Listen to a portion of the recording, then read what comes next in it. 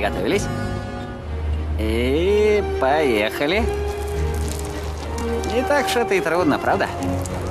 И веса у нас у обоих поубавится. Парадокс. Многие мужчины не стесняются сбегать по нужде человеческой в кустике. А на прием к урологу прийти не просто стесняются, а даже боятся. А зря. После 45 лет мужское население планеты раз в год должно наведываться к этому специалисту. Молодежь тоже должна быть начеку. У мужчин, любое нарушение мочеиспускания, любые ночные походы в туалет, ослабление струи мочи, то есть это уже должно насторожить человека.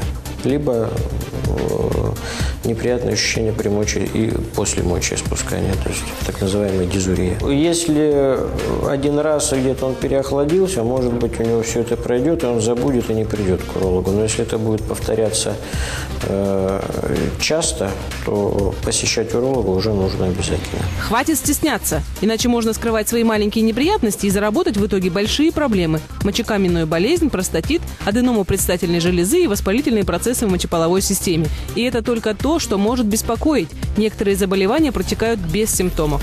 Рак простаты протекает всегда бессимптомно. Вот в этом и зло.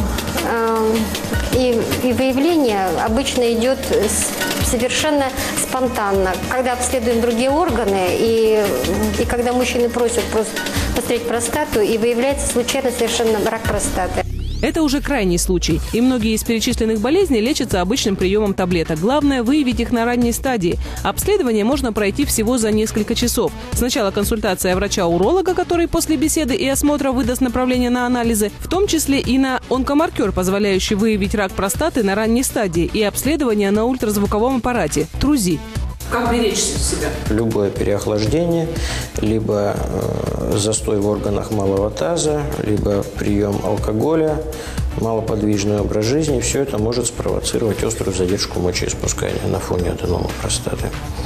Вот. Если имеется хронический простатит после перенесенных венерических заболеваний, либо небактериальный хронический застойный простатит, то тоже переохлаждение и вышеперечисленные нарушения поведения, они могут привести к обострению.